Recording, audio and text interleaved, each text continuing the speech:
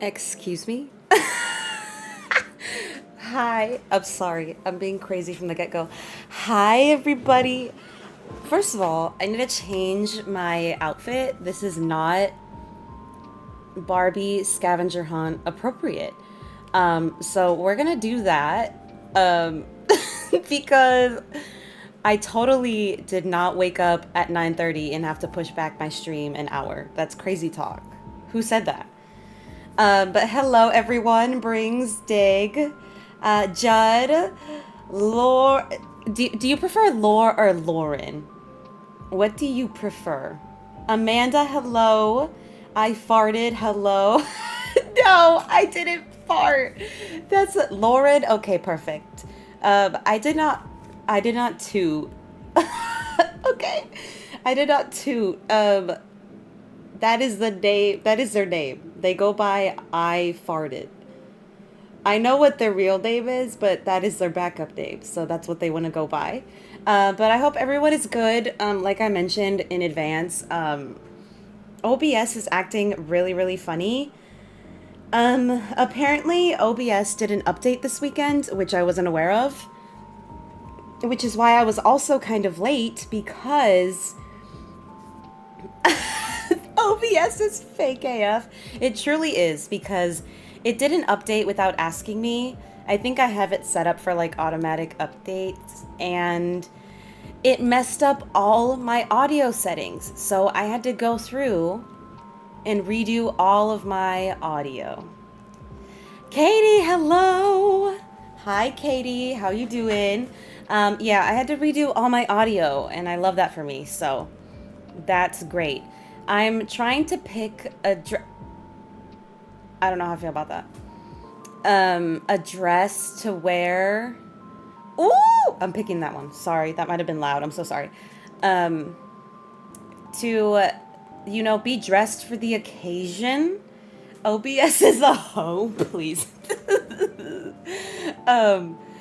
Because we're gonna do a Barbie scavenger hunt, and I actually have, you guys, holy moly, green designs. I know, my island theme is spring core, so I have a lot of green and like a lot of neutral tones, because that's kind of the, what am I doing? That's kind of the theme. Mickey! Hi, Mickey. How are you doing? I hope you're doing good. Let me, one momento for you, Mickey. I know there are a lot of people streaming today, by the way, so I appreciate everyone that is here. How does this look, y'all? It's Barbie appropriate, but also still kind of along what I'm wearing on my island, so I think that's good enough. We're gonna get moving. First of all, let me know how you guys are doing. Happy Sunday or Monday. Monday, Jesus, depending on where you are. The convention made so good money that you can buy a PC, Vicky. Oh my gosh, Vicky, I'm so happy for you. Holy crap. Congrats. Oh my god. What am I doing? Why am I at the airport? Oh my god. I'm so happy for you, Vicky. Happy Sunday. Yeah, Sunday fun day, you know. Lovely. How are you? I'm glad you're doing well, Amanda. I'm doing pretty good. This morning has been very productive. Like I mentioned, woke up late, so I had to kind of speed run some chores, which included vacuuming and dishes and picking up Ozzy's poo. And brushing. Oh, not the roach. Get out of here. It included, you know, doing all my chores. And then later after my stream, I intend to stream for maybe between an hour and a half to 2 hours. Because later I do have to go take my grandma to get groceries. That link is not valid. Why is it doing that? I'm sick. Lily, hello. Welcome in. Welcome to the PC Master Race, right? Like, I'm so happy for you, Mickey. Being able to buy a PC. Naru, hi.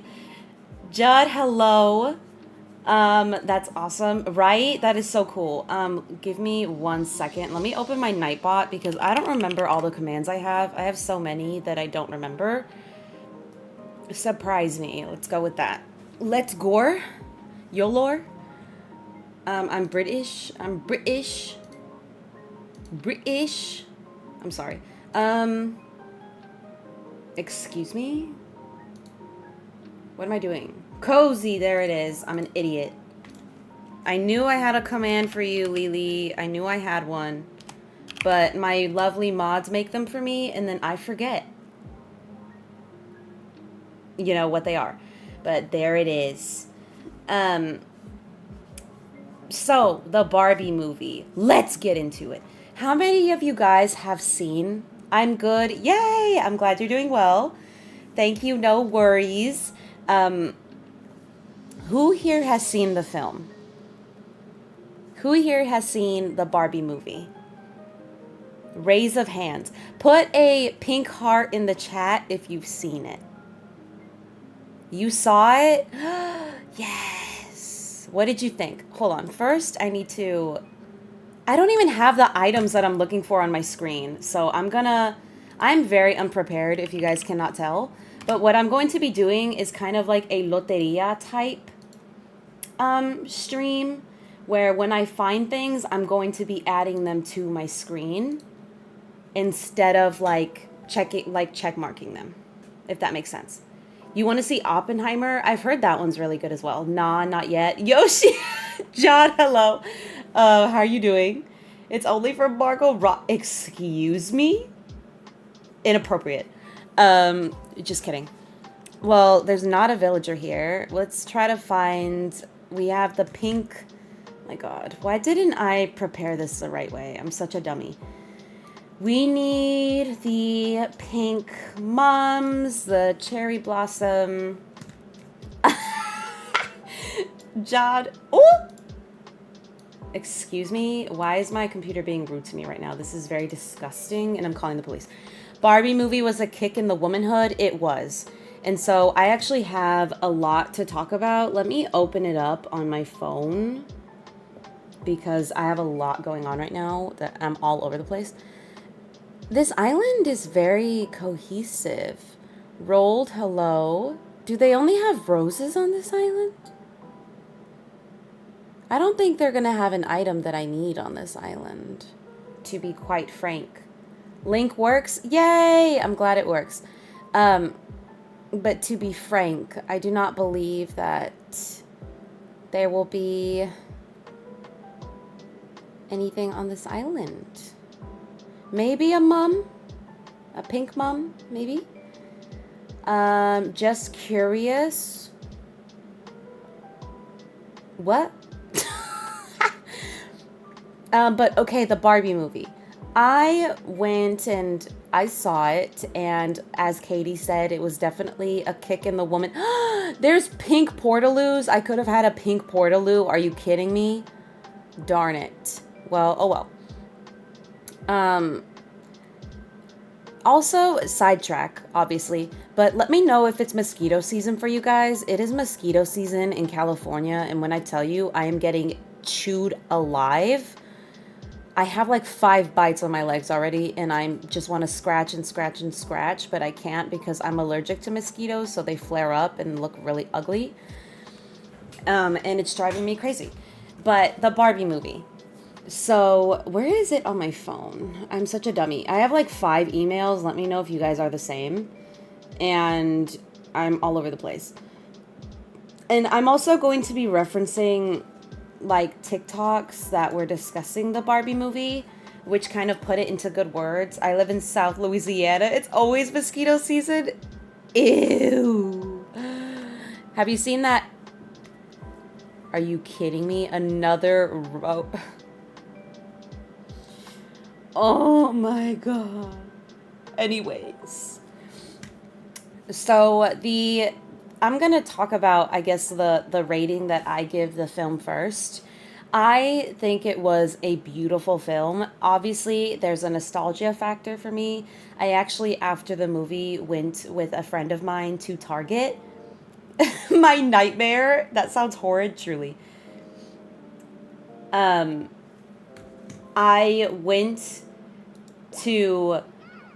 Don't get out of here. I don't know who you are. Anyway, I don't know who that person is, but don't play with me. I went to Target with a friend, and I went and bought a Barbie. I'm 25 years old, and I went into the Barbie section and bought a Barbie. Out of pure nostalgia. I will say I am very sad because the Barbie that I actually wanted for like collectibles sake, I don't know if any of you guys know this, but for the Barbie film, there's actually Barbies of like the Margot Robbie Barbies, and there's the one of the cowgirl outfit, and it's sold out, and I'm so heated because that outfit is so cute. I would have wanted it so bad. And I couldn't get it. But I ended up buying a Barbie. She's a black Barbie. First of all, y'all, I didn't know that they made different Barbies now. Because when I was a kid, it was all like kind of like Eurocentric feature type Barbies. But now they have Barbies with different noses and body shapes and like Fupa Troopas, which is, you know, my crew, and different skin tones. They have a Down syndrome Barbie, like wheelchair Barbies. I had no idea. And so when I went to the Barbie section, I was like, holy crap, this is so much more different than what I remember when I was a little girl. And I felt so nostalgic. Hashtag representation. True. Hashtag represent. And I actually went and I bought a Barbie. I was contemplating getting this other Barbie, y'all. She was so cute. She was like a curvy Barbie. And she had, but the thing is, she was $33 and she came with, because she came with like a whole set, you know, of like clothes and like sofa and that. And I was like, do I really need all this? I just want to get a Barbie. And then I saw this black Barbie was the last one left, and she has rollerblades and like the plastic type of like sun hat for the shade. And she's in really vibrant colors, and she has like the most beautiful thunder thighs. So I was like, I'm picking this one. And I bought it, and my friend came over yesterday and we opened our Barbies together. Big Barbie represent. Exactly. I love to see it. And so I bought that Barbie and I felt like a child again. And another thing that changed, you guys, I don't know if this is since the film or like in preparation for the film, but the Barbie haul, I'll see if I can find the picture of the Barbie that I bought. But the Barbies now have flat feet. They never used to have flat feet, and now they're flat-footed. Isn't that crazy? Like, when did that happen? Rask, hello. Welcome in, Rask. Thank you, Katie, for the command. And thank you guys for 10 likes already. What the heck? Y'all slay. Slay the house. Boots down, Houston. I am deceased. Hello, Rask. How are you doing? Yes, Lily, flat feet. Thank you, Amanda. Listen, I haven't played with Barbie since I was a child, and I gave all my Barbies away, which, by the way, I am so upset at myself about, because you guys, okay, I'll talk about just the basics of the Barbie film first. I gave it a 10 out of 10, obviously, nostalgia factor. I text you, I can't stay, but I'll talk to you later. No worries, Brooke, you were totally fine. Oh no, Brooke, I'm so sorry. I hope Bentley is okay. Please keep me updated, please. I hope that everything is okay. Please keep me posted, please. But the Barbie film, it was like it had a lot of dolls in it, and it kind of showcased all the dolls. And for example, I don't know if you guys played with Barbies, but the Barbie that I had, I love you too, Brooke. Please be careful.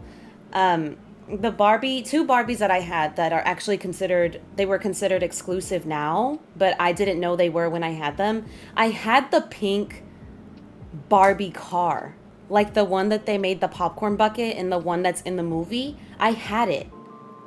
I did Barbenheimer, as you should, Dig, as you should. Yes, as you should. But I had the Barbie car, like the pink Corvette. Hop in the motherfucker, you know. I had that car. And then we also had the dog that poops, like the little pellets that it poops, it goes caca. We had that dog. Because I vividly remember my sister and I used to make the Barbies trip on the poop. We used to make them trip over the poo. Like they would slip and fall. Z, hello, welcome in. It's been a minute. How are you doing? We're just talking about some Barbie toys that I used to have and the fact that I'm 25 and I went out and bought a Barbie. And she's so cute. She has like an afro and everything. I love her so much. And she comes with a dog, which is a sleigh. And she stands up. Like, I don't have to buy a stand.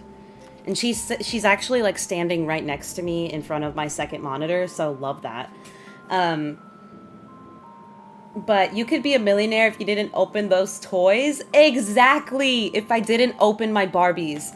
But, you know, me and my sister wanted to play with them, you know, over and over. And so we opened them. I will say, and let me know if you guys were one of these kids, like if you cut your Barbie's hair and you painted on them and everything.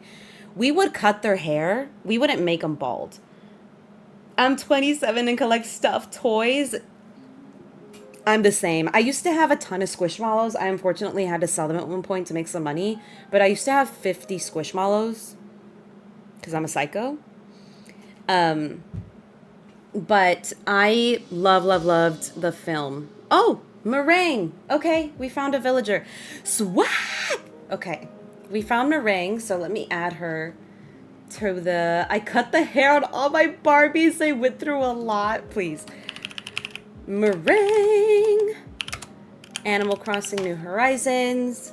Let's add her to the corner. That's where she belongs. She in the corner. Just kidding. That was a corner joke if you didn't get it. Hee. Let me see. Let me go to desktop. What is she named? Meringue. Oh my god, my baby girl. Oh my god, why is she so big? Okay. That sounds offensive. I'm sorry. Let me stick her right there.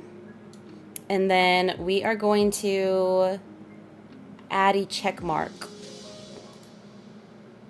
to her. Check mark. I'm so unprepared. I'm such a dummy. I'm so silly. I was in a silly, goofy mood and I woke up late. I actually, to be fair though, I was tossing and turning a lot last night because Ozzy, for some reason, was having so many bad dreams. And they were the type of bad dreams that he was running. Goodwood V, please. Someone in my chat once spelled meringue as I collect Funkos and... Lauren, please.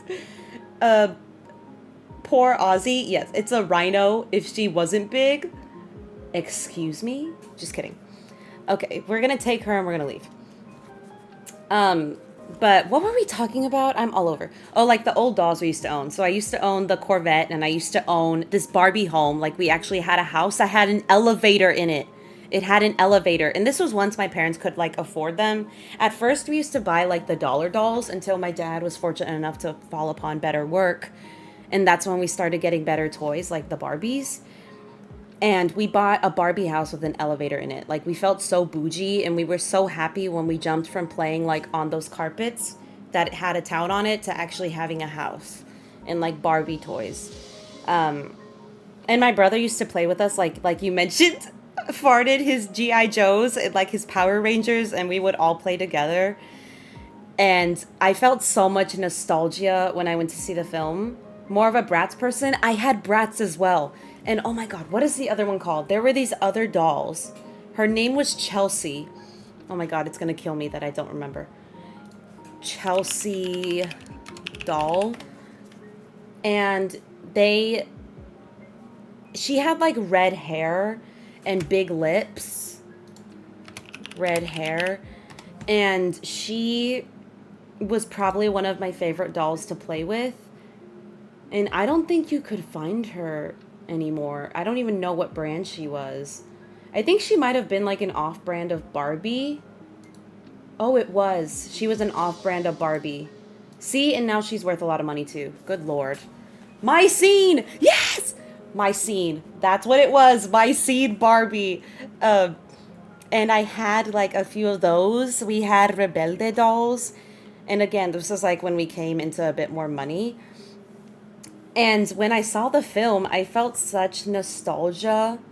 And I felt like such a little girl again, seeing all the dolls. The whole movie, me and my friend who went to watch it were like, oh my god, I have that one. Or I had that. Or, oh, I vividly remember we used to play with those. And it was such a fun time. But there were also a lot of underlying things of the film, which I kind of wanted to talk about. And I split it up into a few, like... Listen, I have a Google Doc about it. I split it up into a few things. So I have the purpose of the film, which is more like Barbie focused, the Ken aspects of the film, and then my favorite Barbie quotes from the film. And so we can kind of start with the purpose of the film. And I myself wasn't able to come up with these ideas on my own. I needed a bit of help from TikTok because I feel like people on TikTok were articulating it a bit better than I could, which is why I pulled from them. This island looks very interesting. Also, if the music is too loud, let me know. It's kind of just loud in my ears, but I don't know if it's loud for you guys. So please let me know, because if it is, then I can... I don't think there's going to be pink on this island. Not loud? Okay, perfect. I think this is a Halloween island. I don't anticipate that I'm going to see anything pink, so I'm going to leave. But the Barbie film. So to kind of get into the purpose of the film, and this came from someone on TikTok, the quote that I'm reading. Oh my God. My Barbie trash is on the floor. Jesus. And Shania, hello, welcome in. Thank you for being here. Please ignore the roach in my house. I'm so sorry about it. Let's just kill that. There we go. How are you doing? I hope you're doing awesome. So the first, and this is a quote that I pulled from TikTok, and then we can talk about each one a little bit, and y'all can let me know your thoughts as well. Man or woman, because really, and this is a concept I want to get out of the way, right? Because I think a lot of modern day, not a lot, some modern day feminists or feminism think that the concept of that is putting women above men, whereas the original concept of feminism, which is the one that Daniel, hi Daniel, we're talking about the Barbie movie. We're talking about the Barbie movie, Daniel. Yes, Barbie. I'm surprised you woke up. Daniel, go see the movie? Honestly, Daniel, you should go see it. Have a Barbenheimer moment. That would be Miss Andrie? Exactly. Thank you. I'm outside for a bit. I need fresh air. I understand, Brooke. You're fine. No worries. Tom Sawyer? Why am I getting all these crazy, like, random islands today? I don't think I can... You can what, Daniel? I can fade? Excuse me? But so the purpose of the Barbie film, this is like one of the quotes I'm going to pull. Also, I think I have a command for you, Daniel. I don't remember what it is because there's like so many Dans in this community. Let's have a watch party, Daniel. Discord, please. There it is. And so the first quote that I pulled from TikTok was, Barbie is not a film for little kids. Barbie is for every single woman who remembers playing with Barbie in their childhood bedrooms, women who miss being a little kid running around at recess and reading Judy Blume books. That part got me. It's for mothers and daughters and sisters and best friends. It's for every lost teenage girl who resonates with Lady Bird and Little Women. It's for every woman who never feels enough. You gotta go to Home Depot. It's okay. We'll see you. I'm going to be on at least for another hour, so you're fine. I got a fear of dolls and action figures. Excuse me? Why, Daniel? Did someone...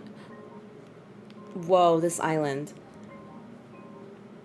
And so that was the first quote I pulled from TikTok regarding the film.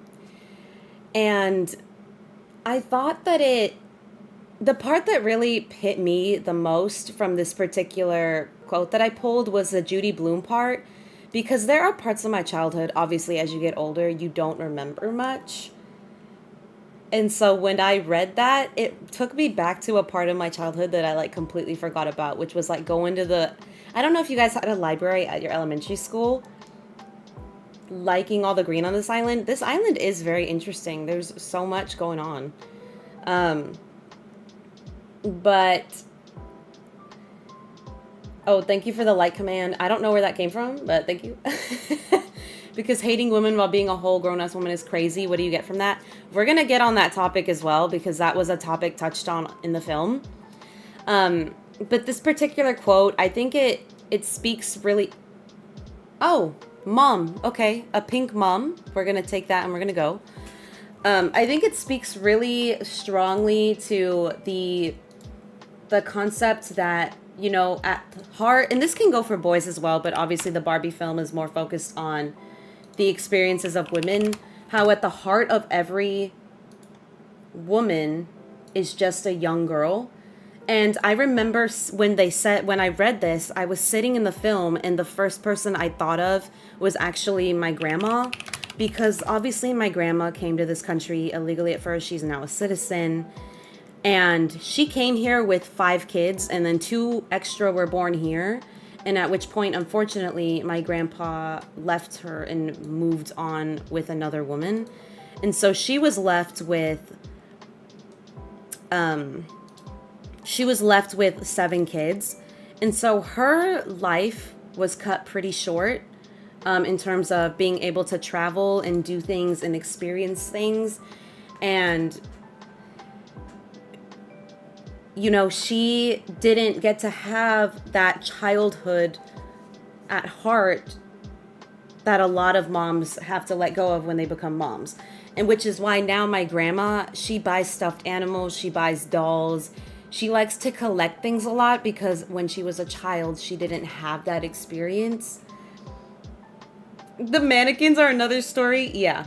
And so that was the first person I thought of when I read that. You know, that at the heart of every woman is a young girl who had to grow at a different rate for different reasons. And that, you know, but the one thing that all women have felt at one point is like they've never been enough. And we're going to get to another quote that kind of ties into that a little bit.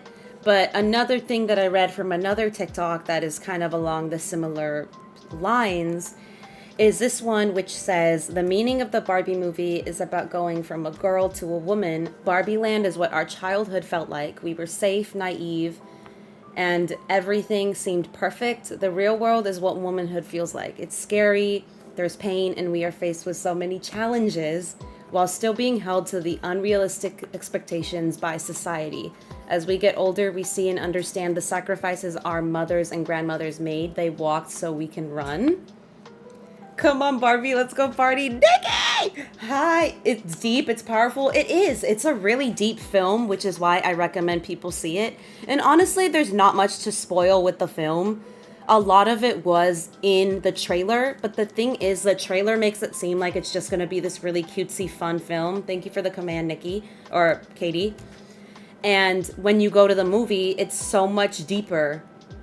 Exactly, it will surprise you. It is so much deeper than what the trailers make it seem. And I highly recommend seeing it, man or woman. It is such a good film to see. But that particular quote that I pulled from TikTok, this one I felt to be true because Barbie Land really is, you know, when you're a young girl, you have no concept of what the real world would be for you when you grow older. You know, the challenges that you'll face in terms of misogyny and sexism.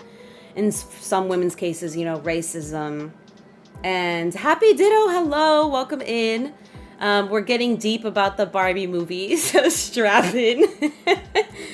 We give too much away in the trailer, yeah. And so this trailer is not at all what you would think it would be. It is a completely different film. Naru, hello again. And so, you know, Barbie Land really was like, when you're a girl, you're very oblivious to these things. And when you're young, you and the boys are very much at the same level. Barbie movie talk, yes. And when you become older, these things, deep strap, Brooke, please. Don't scold me. Do you see my comment? I did not. So could you repost it, Judd? I'm sorry. I did not see your comment. I give you permission to repost it because I didn't see it. I'll let it slide, Brooke, please. But you know, your life shifts, and it shifts really quickly. Like, I don't know for you guys where it shifted, and you can leave a comment if you're comfortable saying. But for me, my outlook on life and where I noticed the differences between myself and the boys or the men was when I got to junior high. that's kind of when things really shifted for me, because you go from being 12 to 13, and even though it doesn't seem significant, that's kind of a jump because you start to change in terms of, you know, physical and mental, emotional. You're expected to do a lot more in terms of academics between elementary to junior high, and so it's a big jump. And that's kind of where I noticed the differences and where things shifted a little bit for me. But that, and then another, you know, and then the movie kind of goes into a bit of like the perception of men and how men do struggle with their own identities, which we're going to get to in the Ken portion. But these are two quotes that I pulled from TikTok as well. You start bleeding and stuff. It's weird. Exactly. These are two quotes I pulled regarding 𝐬𝐬𝐬𝐿. Hello. Welcome in, 𝐬𝐬𝐬𝐿. How are you doing? I hope you're doing well. We've just started talking about the Barbie film, so you're not late at all. We're just getting into it. But I feel like this is the part, the quotes where they talk about, you know, how men can never really come to understand the struggles of women, but how Barbie realm was like an exact replica of how women are treated in the real world, you know, and how it flip-flops. For example, in Barbie land, obviously the Barbies ran everything. They were expected to be perfect at everything. And the men were at the Barbies' feet. They just did whatever the Barbies wanted. Then, in the real world, it was flip-flopped. And that made the Kens in the Barbie world feel insufficient and feel diminished and belittled and ignored, which is supposed to be, you know, well, guess what? Newsflash, that's how women feel in the real world type of wake-up call. Gonna go kiss my baby. Please say hello to him for me, Brooke. I hope everything is okay. Call me, you know, later if you can, when you can. I love you. Please take care of yourself. What am I even looking for? I'm just talking and walking around and not even paying attention. And so these are two quotes. Did you ever see MLP? Just curious. Oh, My Little Pony? I did play with My Little Pony. When I was a child, me and my friends used to play horse. It sounds really crazy, okay? We aren't pony people. We were just little kids. We were children. And we used to pick a horse that we liked the most, and we would play like we were that horse. Dang it, they have the red dining chairs. The car! Okay, I'm taking the car. Let's gore. Let's gore. Let me put the car. And then I will go into the next bit of the purpose of the film quotes that I pulled. And then we can get into like personal experiences if people are comfortable doing that. Also, thank you guys for 14 likes. You guys slay. What the heck? Where's the car? I'm in my mom's car. Vroom, vroom. Get out me car. Oh, have you guys seen that TikTok? I mean, that Vine. Have you guys seen that? 𝐬𝐬𝐬𝐿, you're so cute, 𝐬𝐬𝐬𝐿, please. I'm in me mom's car. Vroom, vroom. And so these are the next quotes that I pulled from TikTok regarding the film. And again, for any men in the chat, we're going to get into the hardships that men face as well. So this is in no way me tearing down men. These are just quotes I pulled. And it's more so speaking to the fact that that's an old Vine. Are you calling me old, Daniel? It's more to speak to the fact that as much as men say that women can't understand the male experience, males also can never understand the female experience. That's more so what it's speaking to. Just to clear the air, because I don't need anybody getting upset. This is a discussion type stream, so any opinions are welcome as long as they're not, you know, too crazy. And that means too far left and too far right. Let's not get too, you know, let's not get political in here or I will have you timed out. Let's keep it to the movie and then to your own personal experiences, and we'll keep it there.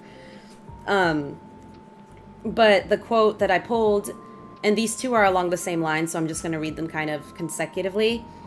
It essentially says, I feel like no man will ever fully understand the Barbie movie unless explained. what it's like to grow up and slowly realize that men are looking at you not as a friend, but in some cases as a body to objectify. When some men stop looking at your face and start looking down when you're speaking. When you walk into a room and share an idea, and some of the men laugh or make a sexist joke, and they all laugh while you're on the verge of tears. It's just not a feeling that can be replicated unless you felt that sinking feeling of your heart into your stomach as you realize your girlhood is slowly disappearing. This is the reason every single negative review of this movie I've read so far is from primarily men saying, I don't get it. Of course you don't. How could you? Life isn't like this for you. Is essentially, that's the first quote. The second one that I pulled is along the same lines, and it basically starts with the same sentence and then moves into saying what it is to grow up and slowly realize that some men are always looking at you not as a friend, but as an object. When they stop looking at your face and start looking down when you speak, when you walk into a room and share anything and nobody listens. And, you know, it's I feel like men to a degree probably experience this with other men, because obviously there are men, and I'm going to say his name because I don't care, he can choke, like Andrew Tate, who have this perception of, oh, you need to be an alpha male, and if you're not an alpha male, you're not good enough, or, you know, you're not significant as a man. There is still that experience that men have from other men diminishing them as men because maybe you're considered too feminine or too emotional, and those aren't traits that a man should quote unquote have, which I could not disagree with any stronger than I do. But the scrutiny that the issue is the scrutiny that a lot of women face comes from both men and women, because for some reason, as Brooke kind of mentioned earlier, there are some men and women that feel an innate need to hate on other women, thinking that it's going to give them some kind of gratification or value from other men or other women such as themselves. For example, the dining chair. Okay, we're going to take it. For example, like Pearl, I'm sure you guys have seen her on TikTok. She is consistently tearing down other women, and you can tell that it is for the gratification of men who think like her and speak like her and have these very like radical ideas. Just pearly things, yes. Jesus Christ, I can't with her.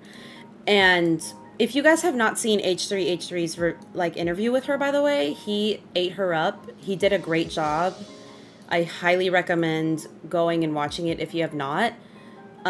Because these are the type of people that try to come at you with an argument but with nothing to back, you know? She's something else. She is. Life is hard enough. We don't need to be dragging people down. Exactly. That is rude to be a jerk to people. It is. Always grifting. She is. But you know what, these quotes, what it's more emphasizing is that men have their own hardships, but some of the hardships that men have are ones that women can still relate to. The hardships that women face, such as constant objectification and, you know, catcalling and being laughed at for your ideas and being told to shut up and sit down, those aren't things that men tend to face day to day. Kyle, hello.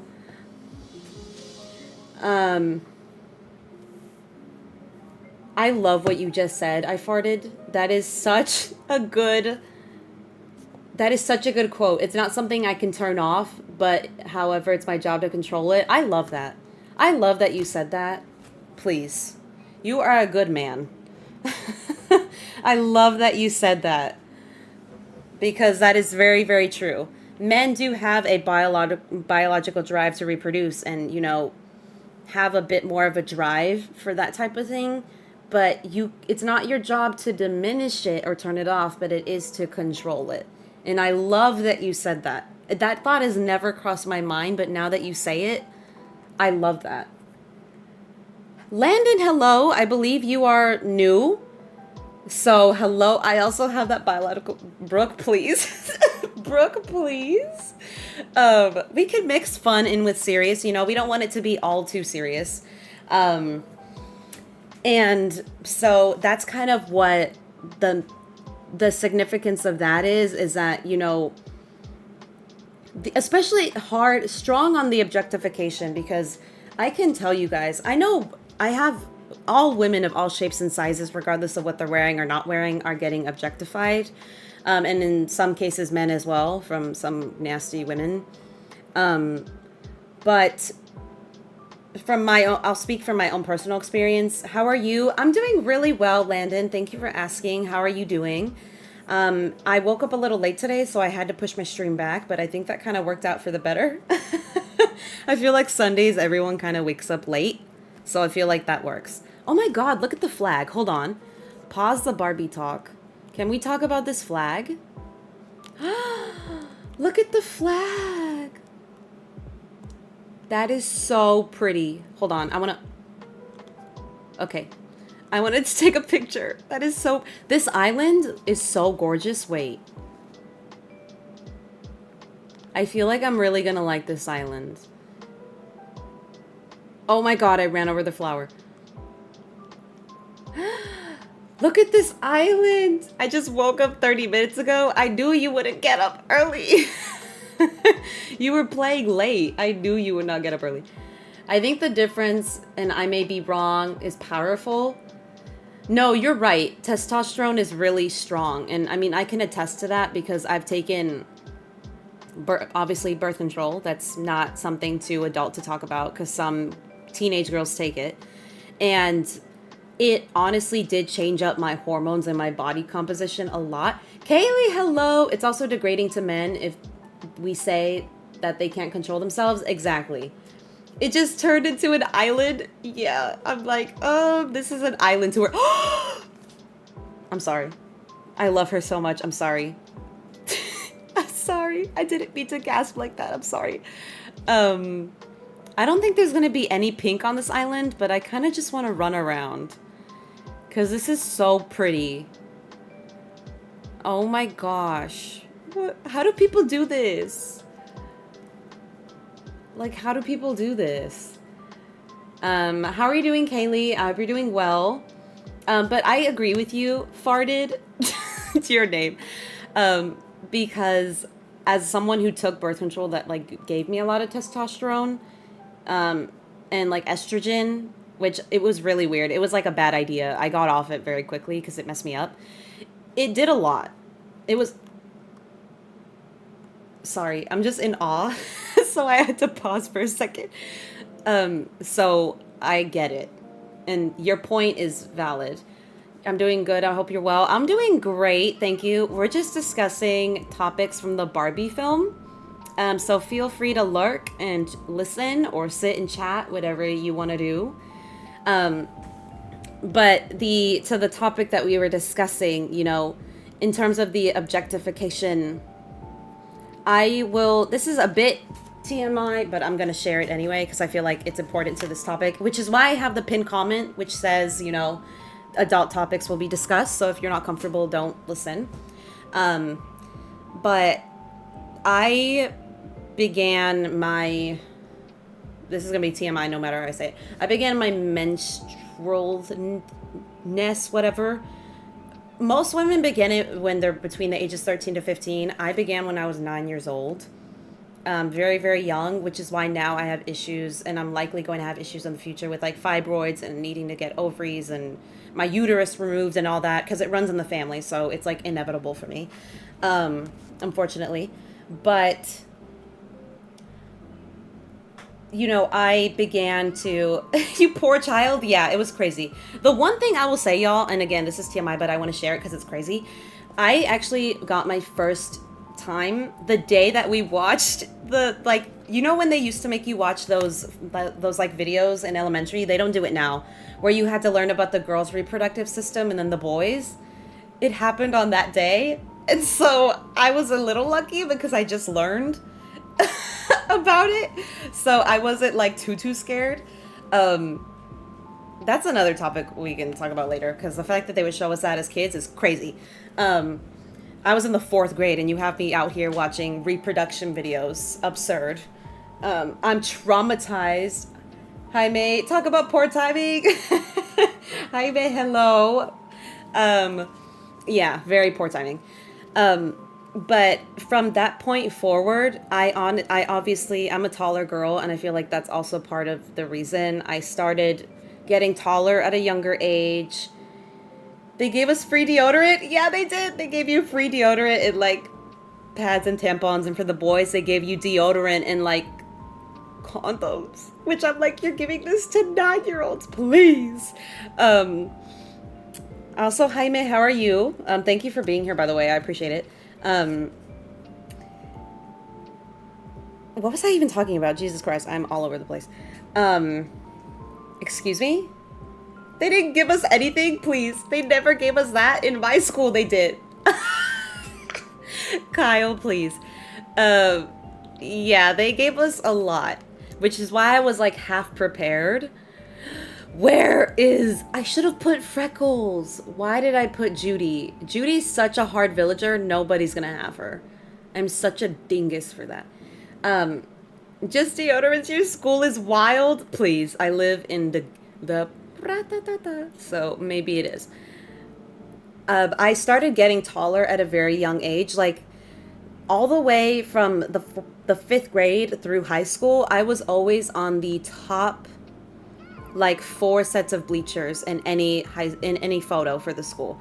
It started in elementary and junior high where I was at the very top, and then by like the end of high school, I was about the 3rd row to the top. But I was always among like the taller people, and so I was noticed a lot more, I guess, because of that. And so from a young age, I was being very, very strongly objectified by some boys in my school, unfortunately. Which kind of led to, you guys might not know this based off the photos you've seen of me and how I dress, but I used to dress very, very feminine. I used to wear heels and dresses and rompers and skirts and a lot of color. And I kind of changed out of that because I thought that that would attract less eyes. But then I got to college and I kind of realized that even if I wore baggy clothes, that didn't really change anything. And so I'm kind of in a phase now, since the Barbie movie, it's actually made me want to not go back to being completely feminine, because heels ain't no way. But Tommy, hello. Don't be sorry. You're fine. Same here. Yeah. And so I'm sorry that happened to you. Thank you. It was, and I won't sit here and lie. I want to be transparent. I don't want to hide secrets from people. Some of these objectifications resulted in actual, I'm not going to say the full term, but like SA/ like SH type of behavior, which it didn't fully affect me. I'm fine now, but the Barbie movie kind of resurfaced memories that I pushed back. And so when I read that, it really resonated because, it's a really, and I'm not saying men can't go through it, because I've seen some girls like full on try to grope men and things like that, and it's not okay. Just because you're a woman, it does not give you a pass. It is not okay. And so I'm okay, you guys. I'm okay, I promise. It was nothing major. It was like minuscule. It still was there, and it was a bad thing. But I'm fine. And I was a strong enough woman that as soon as it started happening, I would put a stop, because my father didn't raise a bitch. Just kidding. I feel that. Yes, Els, it's sad. But and I guess the other good thing, actually, the one good thing about being tall is this happened to me a lot in junior high and then a bit in high school, but it stopped once I hit like 5'8". I actually heard from my brother and some of my other guy friends that men were intimidated by me because I was tall. And so there did hit a certain point where they would stop bugging me. Until prom, which I don't want to talk about that night because that was annoying. Although I did go to Buca de Beppo and I had a giant ice cream. We're getting off track. Let me get back on track. But that's where those quotes, where my mind kind of went with those. And again, I want to reiterate, as much as women are more so objectified than men, men can be just as objectified than women. I've seen it firsthand.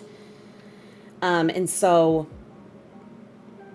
I'm not going to try to sit here and diminish, but the movie kind of talks more about the experiences of women, which is why I'm speaking to those.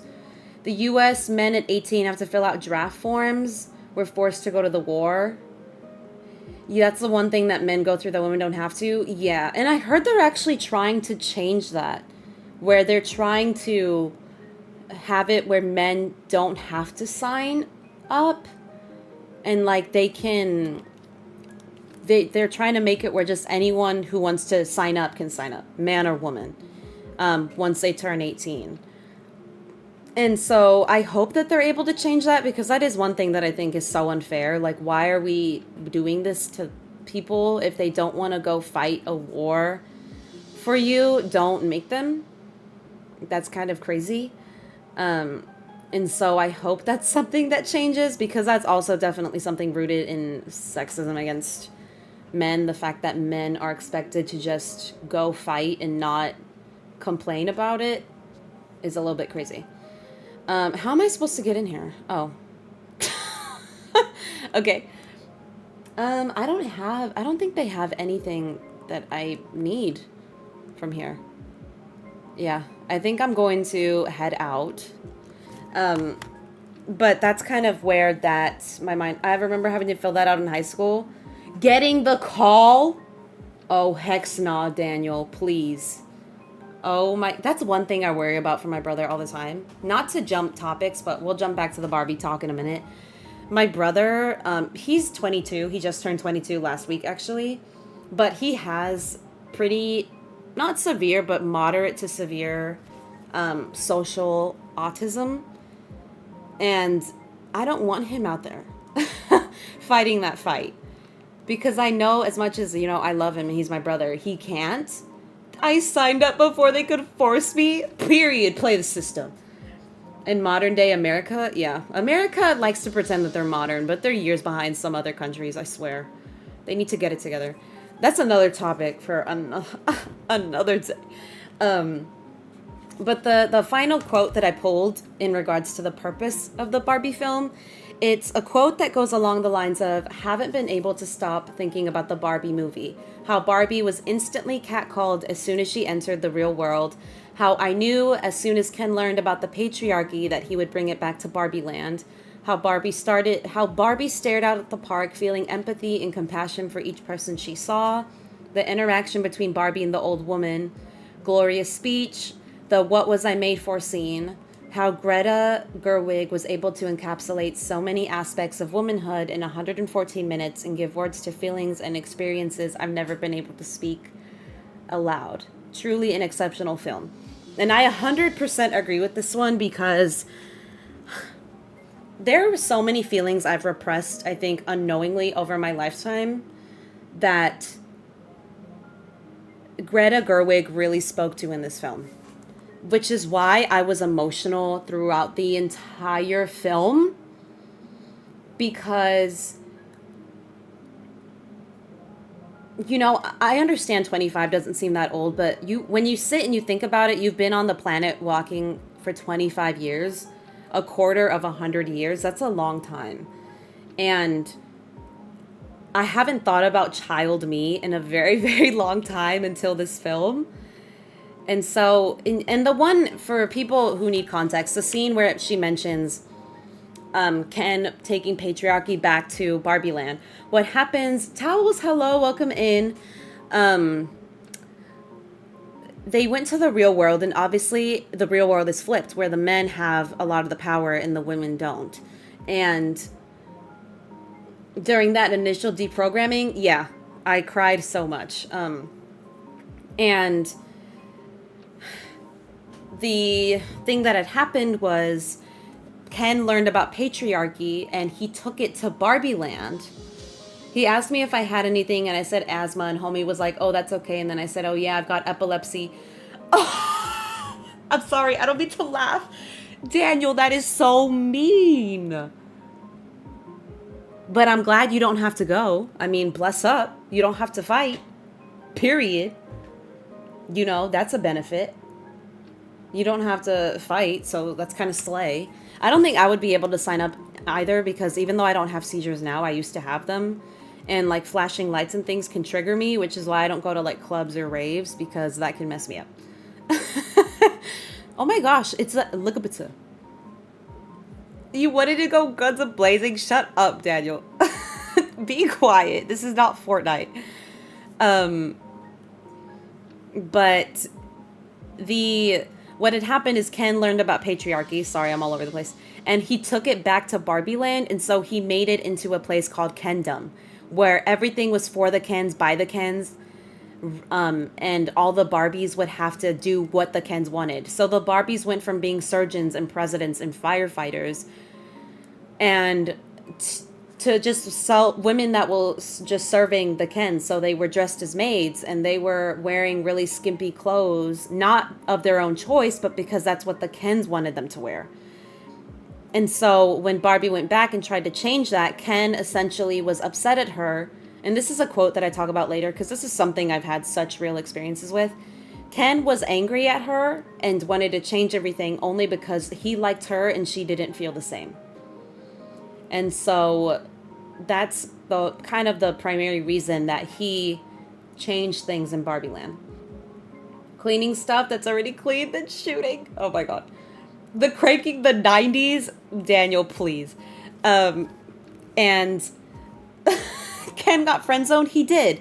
But Barbie was very polite about it. You know, she made it clear. She gave him signs that she wasn't interested. And he just wouldn't take no for an answer. Like, he was very adamant that he wanted Barbie. Named Ruth. Ruth Harder the Greater Barbie. Is Barbara? It is. BRB. No worries, Judd. Take your time. And so that was kind of what happened there. And then the interaction with the old lady. Barbie, when she starts to read, basically the premise of the film is Barbie starts to become weird Barbie, quote unquote. Her feet go flat. She starts developing cellulite.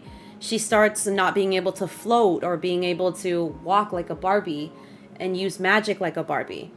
And so she starts to freak out, and she goes to the other weird Barbie, which is the one that can like do the splits and she's colored and everything. And she tells her that there's been a rift between the human world and her world because her creator, or the person that played with her, is very, very sad and going through a sad time in their life. And so she started making Barbie think about, you know, thoughts of death and depression and cellulite. But when Barbie is in the real world, she's sitting on a bench thinking of the memories of her owner, who at the time she thinks is a child. And she starts crying for the first time. And when she turns to look, there's an old woman sitting on the bench, and Barbie turns to her. You know, when she's old, she has wrinkles, she has like little draggy skin, but she's a cute little old lady. And Barbie turns to her and tells her, "You're so beautiful." And in Barbie Land, when you would compliment the Barbies, they would say, "I am, and I deserve it." Like they were trying to self-validate themselves out of self-consciousness still. Whereas in the real world, when she tells the old lady, "You're so beautiful," the old lady just tells her, "I know it." There's a sense of confidence, and there's something there that, you know, the Barbies lack.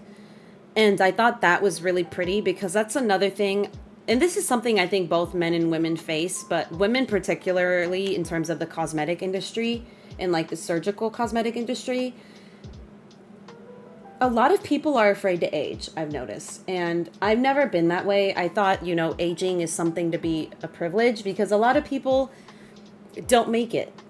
Unfortunately, for different life circumstances, they don't make it far. And this is something I reiterate to my grandma all the time too, because she is like 76, 77. And then my other grandma as well is almost 80. You know, and I tell them, you're up and kicking. You're really healthy for your age. Yes, you're old, but you're cute old ladies, and you have the privilege of being here, being alive, you know, so who cares how you look? Because when all is said and done, your body's not going with you. So why does it matter what you look like? It should more so matter the outlook that you have, the way that you feel. And the movie really touched on that, because, you know, Barbie, at the beginning of the movie, she was like so afraid of getting cellulite, and she was like, I need to get rid of this, I need to fix it, I need to be perfect because all the Barbies in Barbie Land are perfect. And by the end of the film, it obviously, the concept is that she becomes human, and she's not afraid of death or of aging, because she wants to, in her quotes, what she said, I want to be the one creating, I want to be the one making the ideas, not be the idea. And so I thought that was a really nice aspect of the film as well. And then how she looks around and just analyzes people and sees what life is like. I feel like a lot of people don't take time to pause and really just sit. I feel like everyone is always moving a million miles a minute. And I strongly feel this way. Oh, Daniel, exactly, Katie. A lot of people act this way. And I've always been, like, if you ever go on a vacation with me, I am such a passive person. Unless we are on an actual deadline, like we need to get to the airport or get to this reservation, I am taking my time. I am enjoying everything. I am people watching. I am nature watching. Because I feel like you miss a lot of things when you're so caught up and just go, go, go. And when Barbie took a moment to just sit and watch people, almost 20 likes. Thank you guys. What the heck? You guys rock. Frog chair. Oh yeah, I have a frog chair. That one guy. Can I call you Spider-Man? Is it okay if I call you Spider-Man? Because that's your PFP? That one guy is really funny, but I would love to call you Spider-Man if I can. Please. But, you know, when she took time to just sit there, I don't mind. Okay, cool. I'm gonna call you Spider-Man. When she took time to just sit there and kind of people watch and analyze and feel what people were feeling, it made her seem more human. And that was another part of the film that I really enjoyed. Because again, it's like the film just brings to light ideas and feelings that you feel like you haven't been able to put into words. Man or woman. Primarily woman, obviously, because Barbie film, but man as well. And now, speaking of man, we can get into like the Ken portion. 20 likes, thank you. Thank you guys so much. What the heck? Also, towels, I know you have a command. I don't know if it's towels or towel. So we'll see which one it is. And then whichever one pops up. There we go. I don't remember any of my commands. To get into the Ken portion. So the Ken portion that, and obviously a lot of men aren't going to resonate with this because some men, I'm anti-Ken. Yeah, Ken is a little questionable, his character.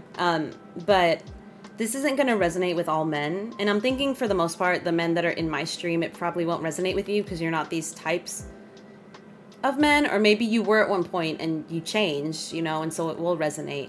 But Ken, he is pretty bad, Daniel. When he learned about patriarchy, he went to Barbie Land and he stole Barbie's house, her friends, and kicked her out of her own home. But still claimed that he liked her and said that she could be his casual, long-distance, low-commitment girlfriend, which is crazy. But the quote that I'd read from an article, actually, a news article, basically said that Ken is a metaphor for all the boys girls grew up with who suddenly turned into misogynistic, objectifying teenagers that they will forever miss to face, but they will forever miss while having to face the fact that none of them will notice. And again, this might not... I'm an anti-patriarchy, please. Yeah, he only wanted patriarchy because of the horses. He's an idiot. But that particular quote obviously is not going to... Oh, the pink balloon! Okay, I'm going to take the balloon. It's not going to resonate with some men because some men never had that shift, you know, in thoughts.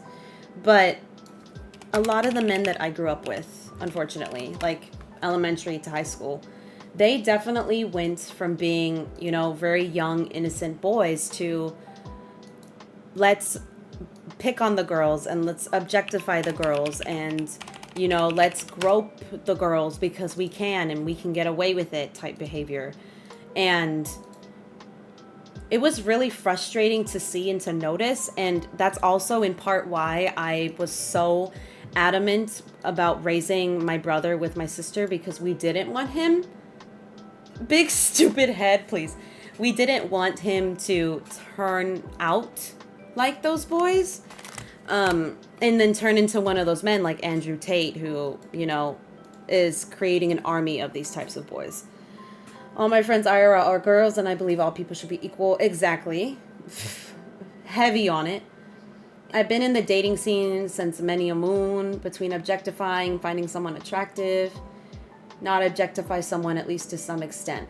Yeah, I think the difference is you can find someone attractive while not doing objectifying actions. Like, if they're talking to you, it's not that hard to just pay attention to their face. You know, not your cat is barking, excuse me. You know, and same for man or woman. Pay attention to their face, have eye contact, don't touch people without permission, you know, things like that. And so this particular Ken was representing like the boys who think that their identity has to be, let's, you know, have beers, let's talk about girls, and, you know, let's go have like 5 girlfriends and have casual relationships, but make them think that it's serious type of men, which again, you might not, that's a dominant cat, you might not resonate with because you're not that type of person. But that's the crowd that it was addressing, like very much the Andrew Tate types.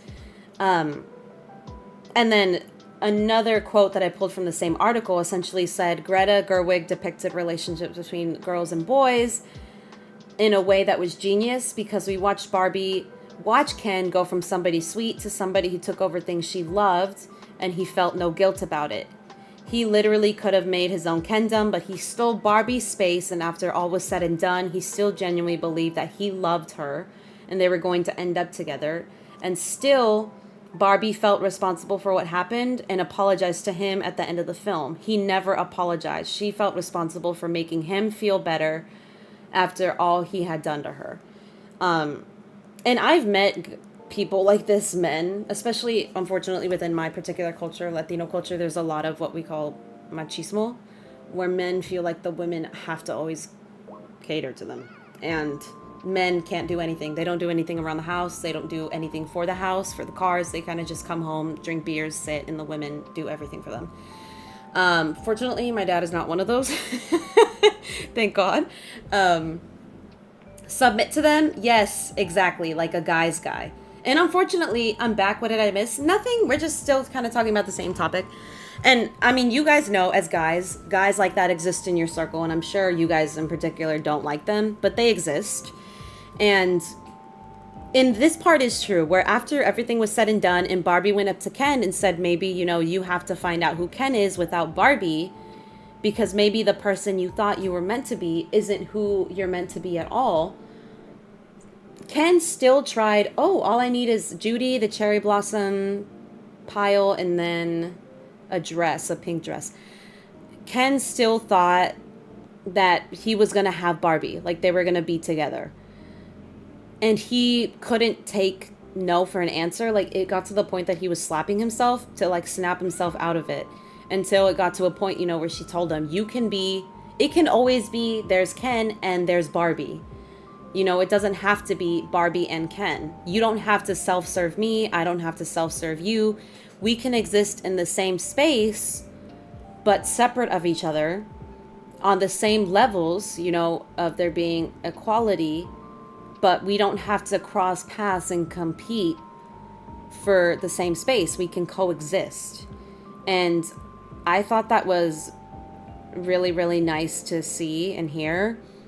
And, you know, Ken went from being like this really like macho, oh yeah, horses, girls, beer type of guy, to at that point, once they had unbrainwashed all the Barbies and then, you know, helped him, he was like, this outfit I'm wearing is stupid. I feel stupid. I'm going to try to find out who I am. We should all find out who I am. And there were some Kens that were like, yeah, maybe I'm more than just beach or more than just this sport. And this one other Ken in particular was like, I don't care what I am. I just, I really do love Barbie. I'm a sensitive guy. I want to be with my Barbie. And so it kind of displayed the different ranges of what men can be, because men can be masculine, but they can also be sensitive, and they can be masculine, but also have some femininity to them. And I thought that was a really nice scene for men to see, because I feel like a lot of men think that there's this idea that behind every good man, there's a good woman, and there doesn't have to be.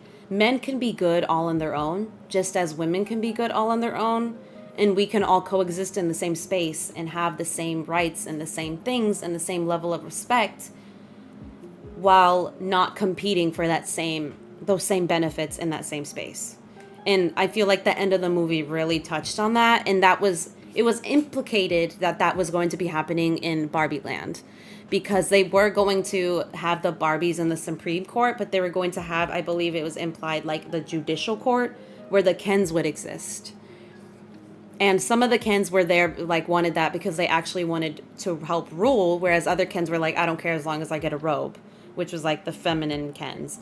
And so that it was implying like there was going to become a time in some point along the future where they were going to coexist and co-rule while having the same things, which obviously that would be an ideal world, and that we're very far from that. Hopefully at some point that might come. We don't know. But that's kind of what that implicated. And then from there, it went on. The next quote that I pulled from the article, it's along the lines of like what I mentioned, which is Kens rely on the Barbies a lot to help change them. So Barbie leaving Barbie Land symbolizes the men needing to take the steps to change on their own without leaning on or depending upon women to do that. Because like I mentioned, the current American system, exactly. I've never met a guy that does that, slept around, but the girls, they did that, were all about it. You don't go out much. Yeah, I only know this because I kind of grew up in the era where this was happening. And so that's the only reason I know and experienced it, because I was growing up a lot around these type of men, unfortunately. But the next quote that I pulled basically says, men can change and grow without... Cruz, hello. Hello, bestie. Welcome in. How are you doing? You just woke up. I hope you had good sleep. And again, this probably doesn't apply to me in the chat, but I have met so many men, especially in my culture. My God, I love my people, but we have a lot of changing to do in Latino culture. That they will be like, well, I'll change this, but you have to be there holding my hand, or you have to be walking in front of me and, shielding me from this or that while I go through this change. And again, this goes for women, but in this case, we're talking about the Kens. So I'll speak from the Ken perspective. Ken can change without a Barbie. And Ken can be Ken without a Barbie. Just as Barbie can change without a Ken, and she can be Barbie with, she can just be a Barbie. Because the whole premise of Barbie is be who you want to be. So it's be whoever you want, feel however you want, love whoever you want. That's the premise. And I thought that was a really good concept to show in the film, especially for the boys that went to watch. I think that was really touching to add something in there for the men watching the film. And then this next part, it pertains to when the Kens were in their patriarchy phase, not when they were kind of remediating themselves.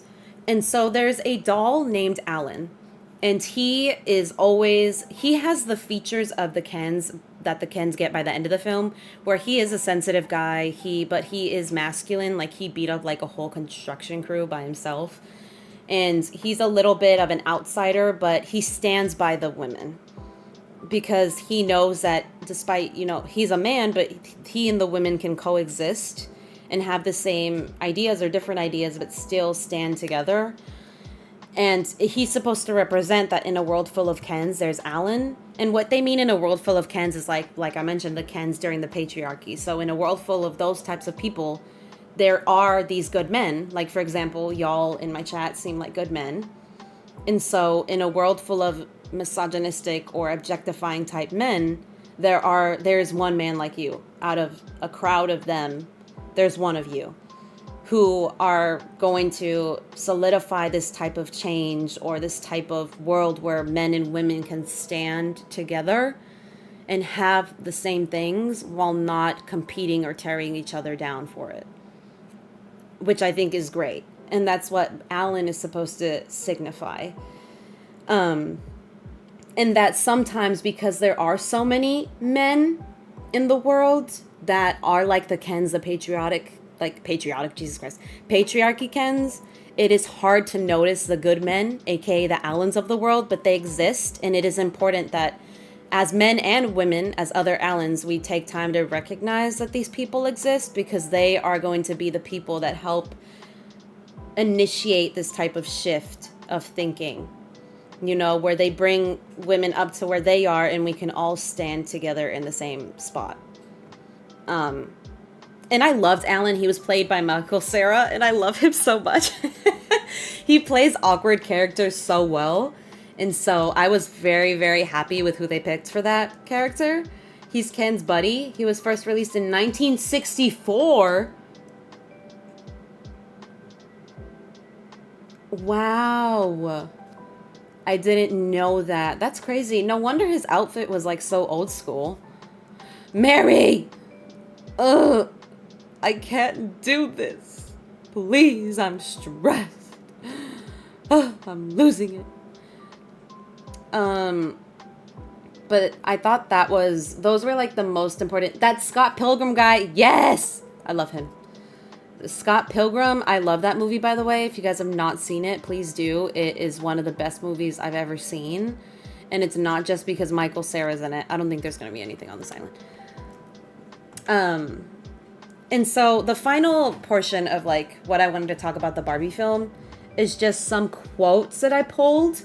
And this is where we can get into the topic, Brooke, which you're here, so I know you want to talk about it. And I think this is something that society has kind of pushed on some women, but also something that women engage in, which I don't understand.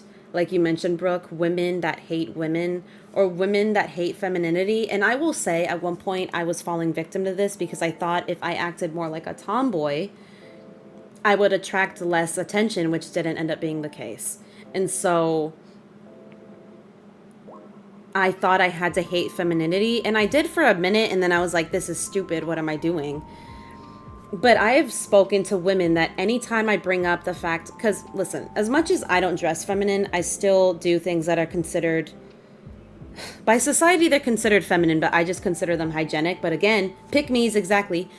This is by the crowd that is doing ill to the message of the Barbie film and ill to the world where men and women can stand together. They think that this in particular is something that men and women can't do. Like anytime I've mentioned painting my nails or doing my nails or dyeing my hair or even just having a skincare regimen or a body care regimen, there have been women that have been like, oh yeah, I don't do that. Or, oh no, I don't do that because I don't think I could do things around the house, you know, with nails. Which, by the way, y'all, today I have nails on. I was able to vacuum and do dishes and pick up my dog's poop and brush the dog and sweep the patio and do my bed and do laundry. You can, you know, and do things with the car. You can do things with nails. You just have to have them long enough to know how to use them. You know, I love painting my nails. Exactly. You know, and there are women that every time I've brought it up, they'll be like, oh no, I don't do that. Or they'll pretend to play dumb and be like, oh, what does that do? Especially when they're in front of men. And I've never understood that because I don't really know, at least not me personally. I know there are men out there who consider that like, oh, that's girly. But I've never met any men who have been like, oh, you paint your nails, that's weird. You wash your hair, that's weird. You have body and skincare, that's gross. Are those things not just innate things that humans do? That like we as humans can do? I find that maybe not so much, not heavy on the acrylics and the makeup portion, right? But skincare, body care, nail care, are those not just things that we as humans innately can do? Men hate, yes, that's the quote that I'm going to get into. And the reason I'm bringing it up is because the first quote that someone said in the film was women hate women and men hate women. It's the thing we all agree on. Because the young teenage girl of the mother who was actually Barbie's owner. Hello? I don't know if someone's at my door. I don't know what's going on. Who is actually Barbie's owner. You know, she said that about women because she has this, for some reason, hate for her mother. It's never really touched on. That's the one criticism I'll give the film. I don't really understand why she hates her mom. And, you know, so she developed, because of her dislike for her mom, an immediate dislike for all women. You know, anything hyper feminine, it's gross. It's weird. And I've never understood that. Because, and this is the thing too, is that women can be masculine and men can be masculine. Women and men can both be feminine. Those aren't things that are tied to a particular gender. They don't have to be tied to a particular gender. And so when women, like I've also heard people as well, and listen, you know, some of these people, I've heard them say things like, oh, you know, I don't want to meet these particular women because it makes me nervous. I'm a girl's boy. I drink beers and I play baseball and I go bowling and I do this or I do that. Are women not capable of drinking beer and going bowling and playing baseball? Like, I don't understand what that means. Like, what do you mean by that? Are women not capable of doing those things as well? And are men not capable of doing the opposite? Like, can a man not enjoy champagne and wine? Like, what is the issue there? And I've seen this with a lot of women, a lot. And especially whenever I tend to mention that because I do my own nails at home, because listen, I'm a broke bee. And so I buy like $8 nails at Target and I do them on my own. And I have always, every time I have them on from the similar people, I hear comments about that could never be me, or, oh, I could never do that, or how do you do anything with those? If I couldn't do anything with them, do you think I would continue to put them on? Like, excuse me? And I'm sure men face this very similar things as well. And it's just so frustrating. And my only question to women who feel this way is why? And I'm not coming onto you, attacking you when I ask this. It's just genuine curiosity. Why do you feel this particular way? You know, is there something underlying that you have kind of dug deep that is leading to this? Or is this hitting on the nuts is worse than pregnancy? It's supposedly it is. I'm not going to take that away from you. Not you try to start a war, please. I mean, to be fair though, I wouldn't know because I've never been pregnant. Yeah, pregnancy isn't bad. What's bad is the birth. Giving birth allegedly feels like you're breaking your spine for some women. So I would say the birth is bad, but being pregnant itself isn't bad for most women. Some women get it pretty bad, and that's kind of sad, but it's not as bad because I've heard getting hit in the nuts is pretty painful. I've actually, fun fact, y'all, one time when I was in elementary school, I got all the good medicine, please. One time when I was in elementary school, we had metal monkey bars, and the security, the like teacher lady, was screaming at me to hurry up, and I fell on the splits on a metal monkey bar. And I'll let you imagine what kind of injury I sustained there. So that was fun. I got field goal kicked in the nether, a steel toed. Okay, see that would hurt. How are you able to have children? How are you able to have kids? That is crazy. That's a miracle that you were able to have children. You're a walking miracle right there. Because that's crazy. I have no idea. I don't either. I'm going to swing on my husband. Brooke, please. But so that was the quote. And then this quote, and Brooke, you will feel this, and any mother in the chat, you will feel it. When they said this quote in the film, I actually started to cry a little bit. And the quote basically said, DIY vasectomy cruise. The cruise, the quote that was said was, We mothers stand still so our daughters can look back to see how far they've come. If your mom sucks, then you don't feel this. But my, both of my parents sacrificed a lot. I'm not going to take that away from my dad. Like, he took me to both of my surgeries. He took a lot of time off of work to stay at home with me when I broke my leg. You know, my parents went above and beyond. But the one who has been going with me to like all my therapy appointments, she only ever misses them when she's on vacation. She's literally taking time off early. You know, she saw the first time I lifted my leg, the first time I pointed my toes. She's been there for everything, was my mom. And I remember watching the film, and the first thing I thought of was like how much time my mom has sacrificed to help me. And I don't want to cry. I'm trying not to cry.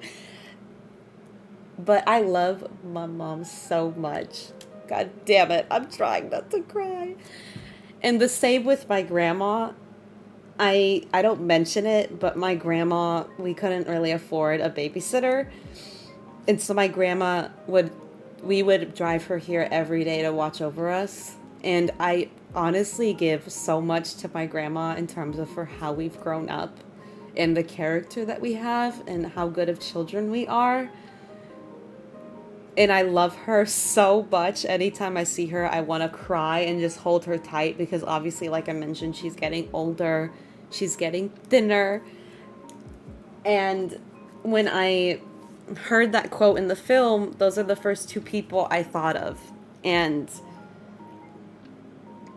there's no really extra meaning to that, but other than, you know, and this can, again, if there are single fathers out there, and if there are fathers out there who are putting in more than the wife or the same as, you know, the mother, your parents really do stop everything.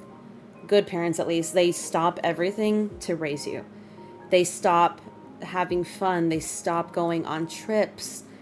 They stop spending on themselves. Their kids become their everything.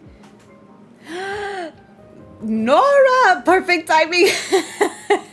Hi, Nora. How are you? My favorite streamer, please. Don't flatter me. We're talking about the Barbie film. And you came in right at the perfect time. The quote that I was... Christian, hello. Welcome in. W Grandma, please. I want to hear it. You can't wait to see it? Yes. Okay, well, the rest of what we're talking about isn't too much spoilery. It's more so just the quotes and how they hit me hard. But the quote that I just read, and you're going to die when you see it in the film, Nora, is basically... The quote goes, "We mothers stand still so our daughters can look back to see how far they've come." And I know you have a daughter, and so I know that's gonna hit home for you. I saw it already, like the weekend it came out. I went Friday, the day it came out. I'm going to cry. You are, Nora. You're gonna cry, and if you're like me and you're a little bit crazy and wacko, you're gonna go to the Target and you're gonna buy a Barbie for yourself. And you're gonna dress her up. I wish Stefan would take me. Yes, Stefan. Take Nora to go see Barbie. Go have a Barbenheimer moment. Go to Oppenheimer and then go to Barbie after. That's what you should do. That would be super fun. But to be fair, theaters are also expensive. So maybe find a time where Oppenheimer and Barbie are showing at the same time, and then each of you can go into one of the movies. Everyone cries in the movie. They do. The new Barbie doll, so bad. Yes! Nora, I wanted to get the Barbie doll that's in the cowgirl outfit, but she sold out. Overpriced. Yes. Very, very overpriced. But you know what? YOLOR.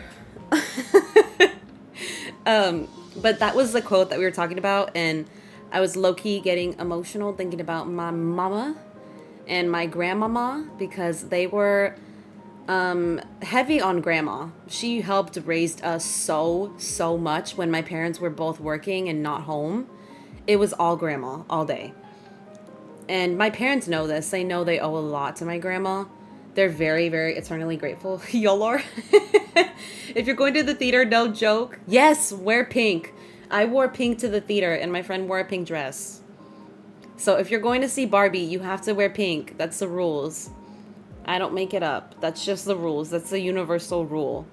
So, Steven, you better wear... you better be ready with your pink. My inner child was screaming for this movie. Yes! Yes! Oh my gosh. I don't know if you're... I mean, I think it's a good film. And depending on the age that... How old is she again, Nora? Because if she... I don't know if she would understand the underlying themes to the film, but I feel like she would still enjoy just seeing it. Just to see it, you know, because it's a Barbie movie. Pink heart-shaped sunglasses. Cute. Oh yeah, there's references. There's definitely adult references in this movie. For sure. They straight up say vagine and pee-pee, like the words. So there's definitely references in this film. I won't lie to you about that. But the next, I can't wait for it, TBH. It was made for older Barbie fans. It is. It's very much made for older Barbie fans, not the newer generation. It's for sure made for us. But the next quote, the Barbie with the chopped hair, that's what you did to your Barbies? And tramp, excuse me? The other quote was, you're either brainwashed or you're weird, which was basically an extension of the quote that men hate men, women hate women. That's something we can all agree on. Like, you either have to agree to that concept or you're weird. Like, if you don't agree, you're a weirdo. Which I think is a concept that doesn't really exist anymore. Like, there's a lot more of women supporting women now, which is great. I will say I don't support all women because, you know, Casey Anthony, I don't support her. But I support most women and protect most women, you know, the ones with good intention. I hate frogs. You don't like frogs? F to that beat. Kaylee, please. And then the next quote is from Barbie when she goes to the real world. And she says, men look at me like I'm an object and girls hate me. And I feel that hard because I remember, especially when I was dressing like feminine in high school and the trend then was to like dress very like skater. I had a lot of girls that didn't like me, and I will put it out there right now. I was not a pick-me. I tried my best to not talk to anybody. I was a fly on the wall. I was a wallflower. I didn't like anyone. I was like, I'm coming to school to do my curriculum, my academics, and I'm going home. Like, my high school was 5 minutes from my house. An extra 10 if you wouldn't jaywalk. So I'll say it right now on record. I would jaywalk every day because I was like, I just want to get there and go home. I don't want to be here any longer than I have to. Until I started doing like AP and after school programs for college, then I would stick around longer. Briley! Hi, Briley. Hello. Calling the police. Briley, shut your mouth. Hashtag loader. Leave me alone. Brooke is going to time y'all out. Y'all better stop it. But... you know, a lot of girls, because the style was different, didn't like me. National Geographic scared me when I was a kid. Where was it?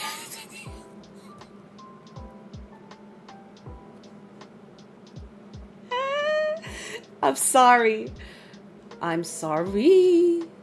I'm sorry. I didn't mean to laugh. I didn't mean to laugh. I'm sorry. I don't mean it.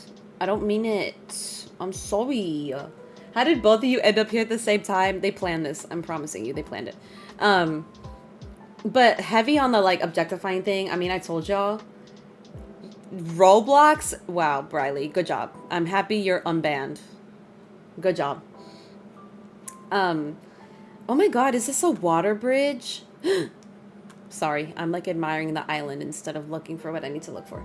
I gotta go. I enjoyed lurking. Thank you so much, Kaylee. Have a good rest of your day. I'm sure I will talk to you. Look! Your favorite thing, Brooke, the crabs. I'm sure I will talk to you at some point. I'm not banned. 3 more days. Hashtag new account. Well, there you go. That's another way to work around it. Die? Excuse me? Watch your mouth, Brooke. V, I'll be here still. I'm just lurking with my coffee for a bit while I wake up. No worries. You're totally fine. Also, everyone, if Briley and Cruz act crazy, that is them. Please just keep it trucking and don't acknowledge them. I'm just kidding. What was the other quote? Oh, the quote where she basically said, "It's the best day ever, so is yesterday, and so is tomorrow, and every day from now until forever." Because that really, ignore it, that really kind of addresses the concept of like, you have to think that every day is going to be perfect when that's not the case. And it's okay to feel like some days suck. It's okay to feel like some days are great. That's life. And we need to just work through it, you know? And I thought that was a really nice concept to kind of add in. And then the other quote I mentioned, and I want to talk about this because I feel this heavy, where they said, Ken is only mad because he likes you and knows you don't feel the same. And I've had this happen to me personally, where I've had guys who have liked me and confessed to me. Like, I remember vividly one in college, and I will say this one was scary because this guy was like 6'6". I never really talked with him. We were just in the same crisis communications class. And he one day offered to walk me to my car, but mind you, I get out of class at 9 p.m. It was dark, it was late, and I was afraid that if I said no, something would happen to me. But I also was scared of the fact that I'm walking in a parking structure by myself with this big man who's 6'6", and anything could happen to me. And so, fortunately, a friend in that class who I made, we used to share sandwiches every day. She was so fun. I love her.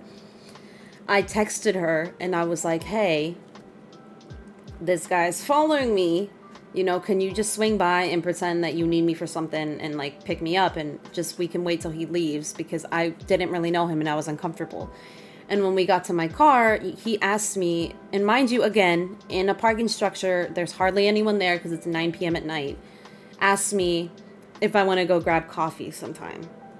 And he's very close, and I'm very afraid for my life.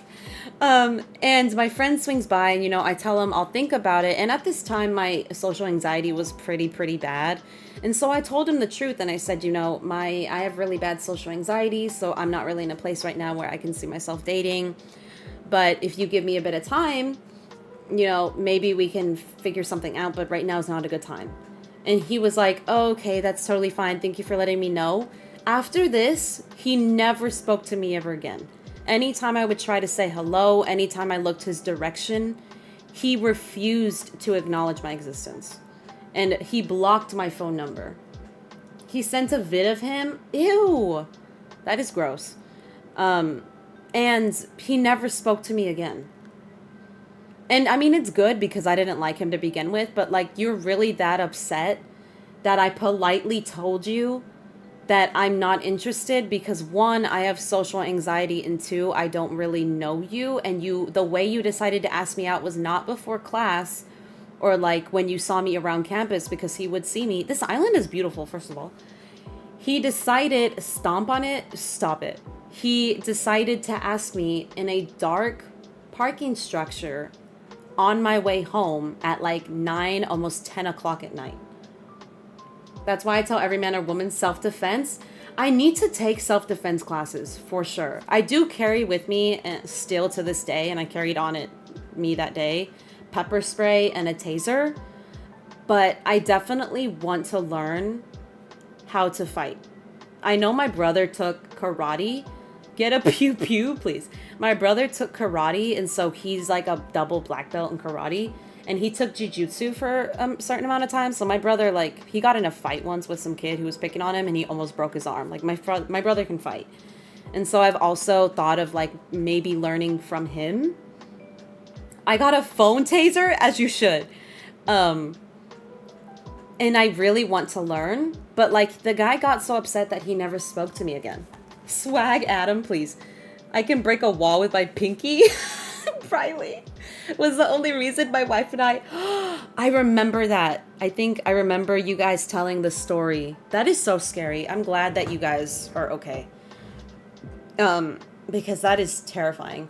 But you know, that's a line that really resonated with me, because I've had that happen to me a couple times where I've lost friendships because they like me.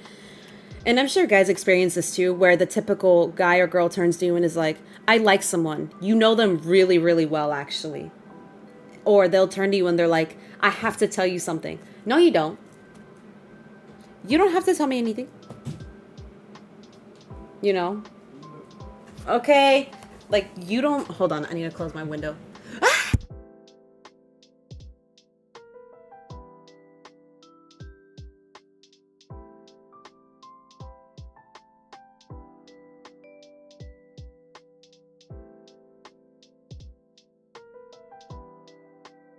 YOLOR, swag. Okay. The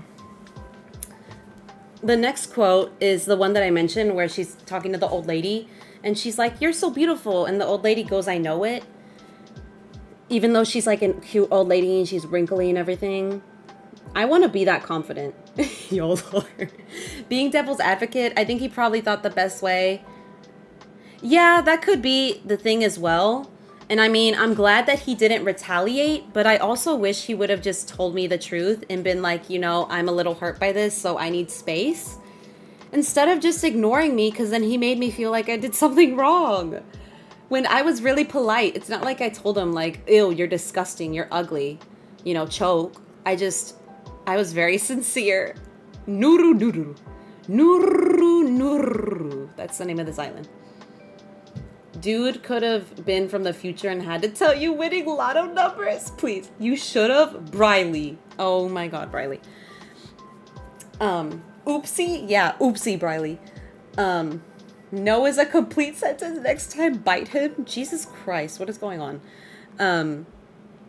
But the next quote, it's a really long one. And this is gonna be like the final quote for the discussion of Barbie, and then we can open up the chat to like more discussion as well. Also, thank you guys for 24 likes, by the way. You all are awesome. But the quote, it's a long one. It's from America, because Cruz bites everyone. Briley, delete that right now, Briley. Briley, delete that. Briley, delete that comment, Briley. Right now. If you and Cruz want to fight, go fight in the Discord. Stop it. Oh my god. I'm going to time you both out for bad behavior. For real though, girls got to stop with that playful, no, you're so bad. Yeah, I don't like that. The thing that mute it, ban it, Briley, don't tempt me. You need to go. Goodbye, friends. Bye, Tommy. Thank you so much for being here. I appreciate you. No, I don't want them fighting in my channel. If they do, I'm timing them out. Y'all can go fight in private. How about that? What am I looking for? Why did I put such difficult items? I'm such a nitwit. Oh my god, I'm such a dingus. I'm such a baboon. You'll be back soon. No worries, Tommy. Oh my god, look guys, it's me. Oh my god. Hold on. Look, it's me. I like that one. How do I do this? Oh my god. I want to take a picture. Hold on. I want to make that my profile picture. Wait. No. Okay, let me take a picture. Okay, there we go. No. How do I take a picture? Hold on. I'm an idiot. You van me? Excuse me? But I've had some unfortunate experiences. She must like me. Oh, okay. I can see that. I will say there was one instance where I won't say your name, but you know who you are, and I put you in your place already. Love you. Hee hee. They thought that me being nice was me flirting with somebody, and I had to very adamantly explain to them that was not the case. I was like, no, I'm just being really nice, but if I need to tone it down, I can. Because obviously, and this is where discussion happens without any discourse. Like, as a woman, I can't tell. And as a man, your perception is different. And so, like, tell me, you know, so that I can understand. And they know who they are. And they know I have love for them. And we talked about it. So it doesn't matter. It's fine. Daniel, I got married at 20. I speed ran, please. Brooke, speak quiet. Listen, Daniel, obviously, I feel like you're just looking in the wrong pool. You tried to kiss a girl that vapes. That's already red flag right there, okay? So you need to go to a different pool of women and get it together, you know? Find better, because there are bad women just like there are bad men. You gotta find someone good for you. Shut up. I vape.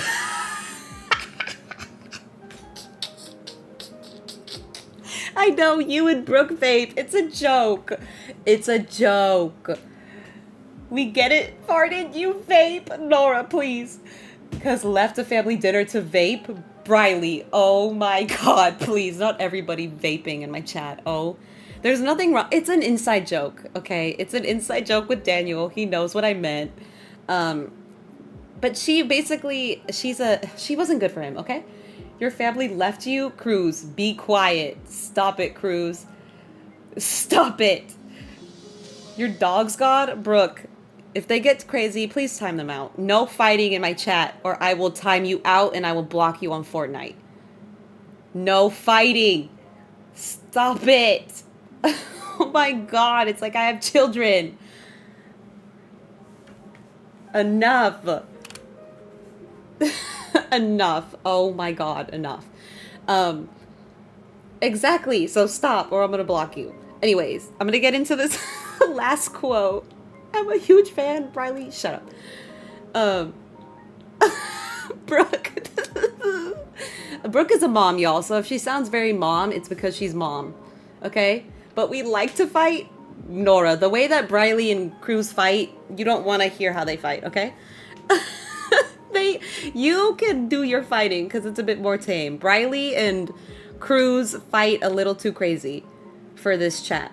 I need them to take it to the Discord DMs and fight there. Okay? I'm so nice. Yeah, not to Briley though. You guys need to take it outside of my chat. Thank you very much. Anyways, the last quote... the last quote is... It was said by America Ferrera, her character, which is the mom, which is the original owner of Barbie. And this is more to the experience of women. So women in the chat, listen up. Briley, shut up and listen, okay? I'm being serious right now. Me and my wife say some of the gnarliest things to each other. I know you do. I'm in the Discord. You're the reason I have gray hair. Excuse me? That's what you gotta do when you get married. Oh my god, please. But the quote says, it's literally impossible... or it says, it's sometimes impossible to be a woman. You're so beautiful and so smart. She's talking to Barbie in this quote, by the way.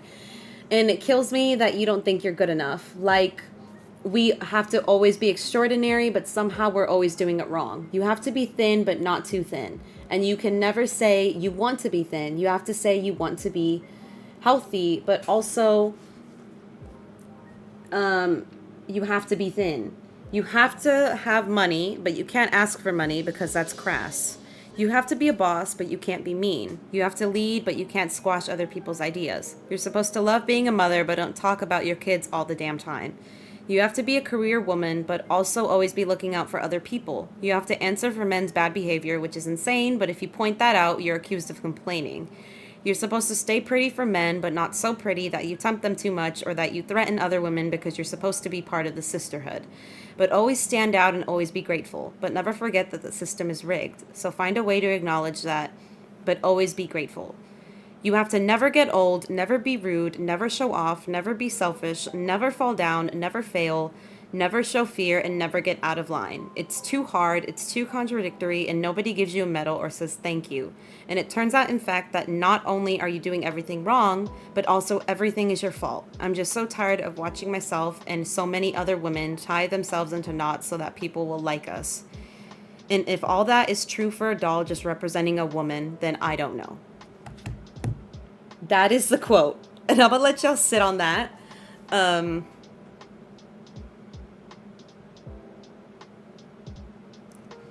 Sorry, let me ask my dad if he wants me to get lunch. Did you want me to order lunch?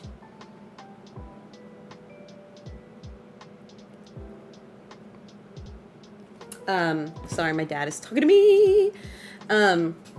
But that's the quote. And y'all are silent because it was a lot. So I'm gonna let you... Brooke, behave, Brooke. Okay, he's warming something up. Okay. But that is the quote that really, really sat with me, because that is tough.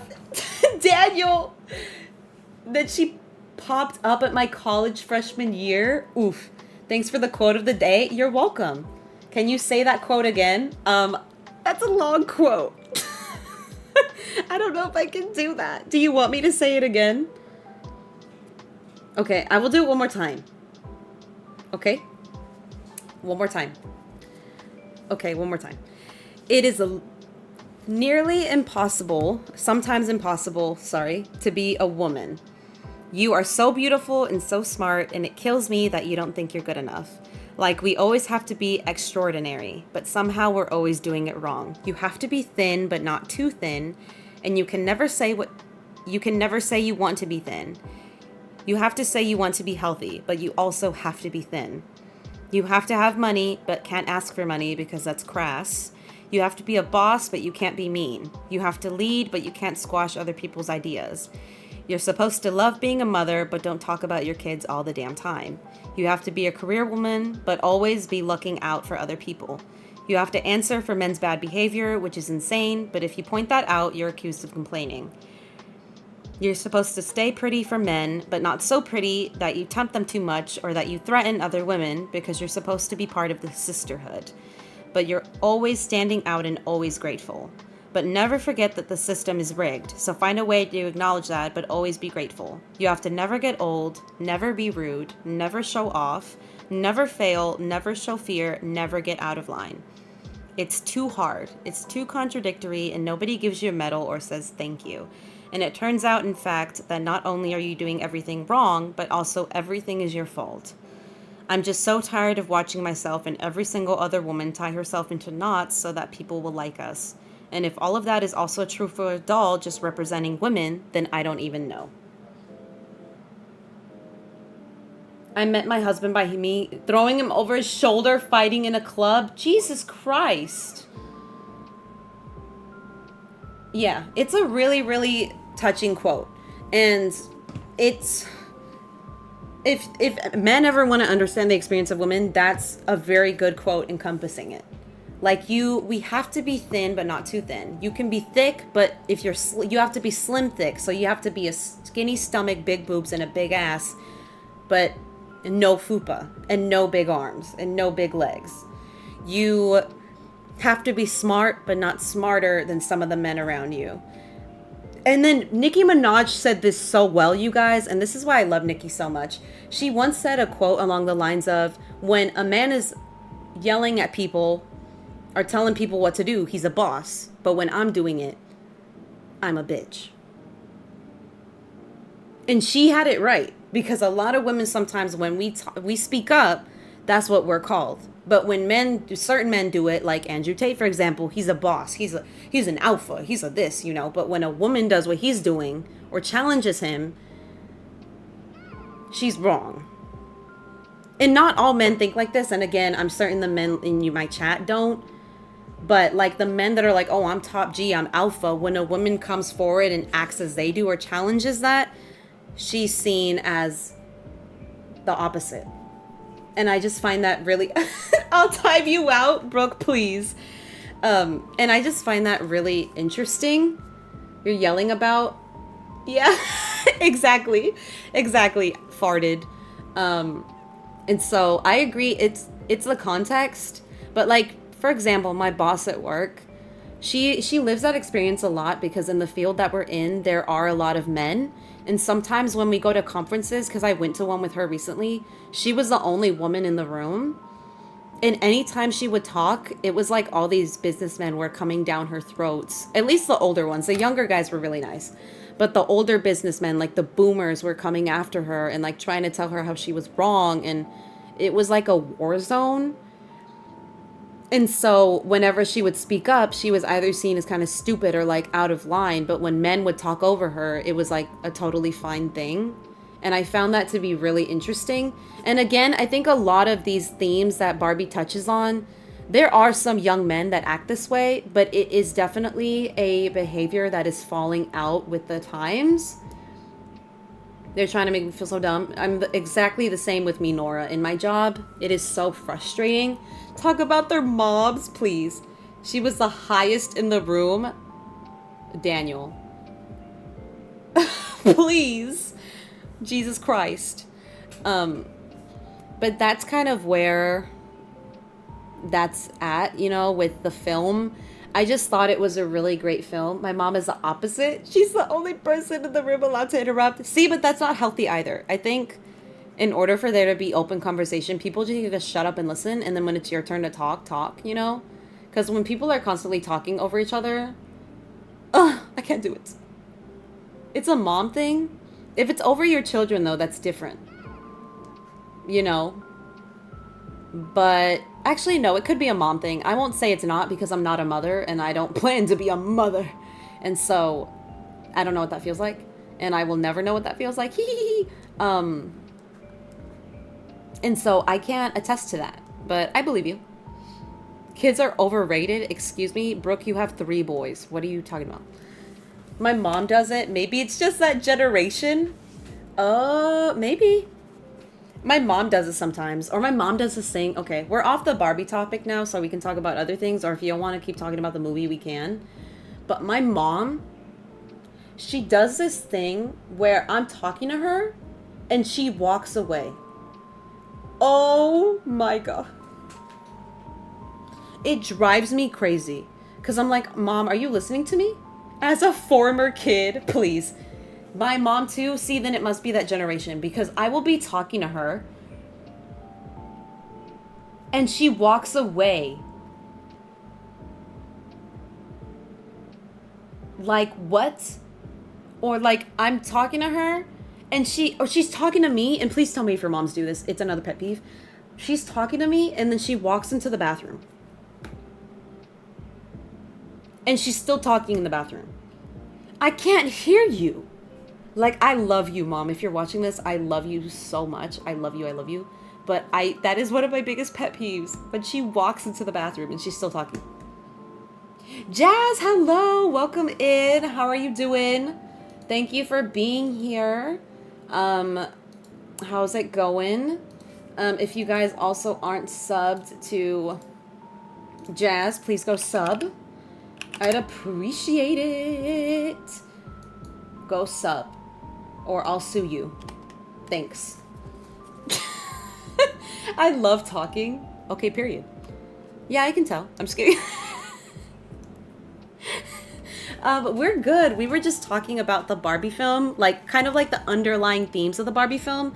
I didn't really even spoil anything. I didn't even really talk about the movie. It was more about, like, the concept of the movie.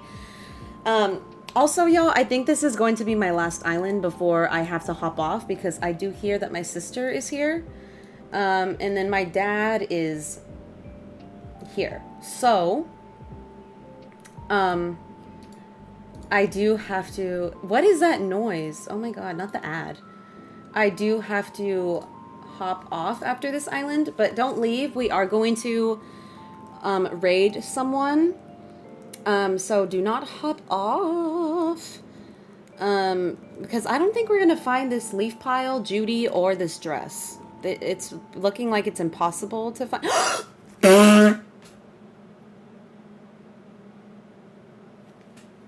Never mind. We're ordering a California roll for you. Oh, okay.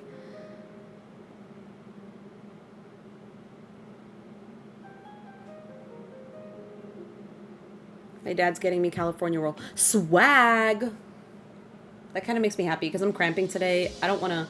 That's a very introspective stream. Good vibes. Thank you. I appreciate it. Okay, let's add Judy and then we're going to hop off. But do not leave. I'm going to go look at my inbox and we're going to see who is streaming. It looks like there's a handful of people streaming, but I kind of want to keep it to Animal Crossing. So we're going to try to keep it to Animal Crossing. Let's go with Judy. And then I do have to hop off anyway because I'm going to go eat lunch with my sister and my dad. We're going to watch the Dodger game. And then I got to later take my grandma to go get groceries because she has no food for the week. So I have to go and get her food. So yippee skippy. And the thing about my grandma, and let me know if your moms are like this as well, please. And if you're a mom, if you're like this, anytime you go with a mom to the store, they will say, oh, we need to pick up a couple things, and then you leave with like a cart full. My mom, I've never done a raid on your stream. The usual hashtag that I use is just the Queen V raid. That's all we do. Facts, that's me. So it's a mom thing. Okay, it's a mom thing. Because my grandma's the same. My mom is the same. Anytime we go to a store, they're like, we just gotta pick up one thing. It's kind of an echo chamber. Yeah, if both sides took personal responsibility, I think and that's what the Barbie movie premise was, is that there shouldn't be a world where women run things or where men run things only. It should be a balance. But it's gonna be, you know, it's gonna be a long time before we get there, unfortunately, but we're trying to get there. You know, we're going backwards a little bit, but hopefully we can move forward a bit more and then things change with time. But, you know, we'll see. Leaves with 2 cards. Exactly. Target's the only place where if you put me in a Target, I'm leaving with more than what I went for. Just saying. I mean, I went the other day and I left with 2 Barbies. So if that doesn't tell you, I don't know what does. But, okay, let me look at my inbox on YouTube and see who is streaming some Animal Crossing.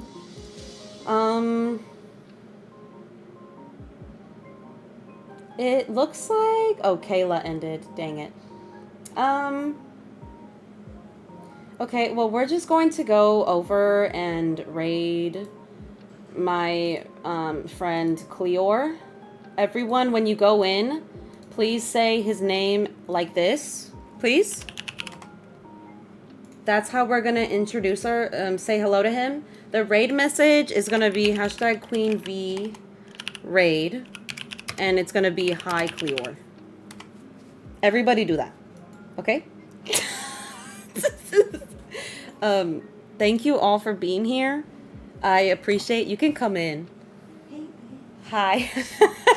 I'm ending right now. Thank you guys all for being here. I will see you over there, as in the composer. Yes, I will see y'all over there in a minute. I love y'all very much. Thank you for talking with me about this film. I had so much fun, and I will see y'all very soon, next Friday, hopefully. Bye. Thank you all for being here. Take care. Have a good rest of your day. Take care.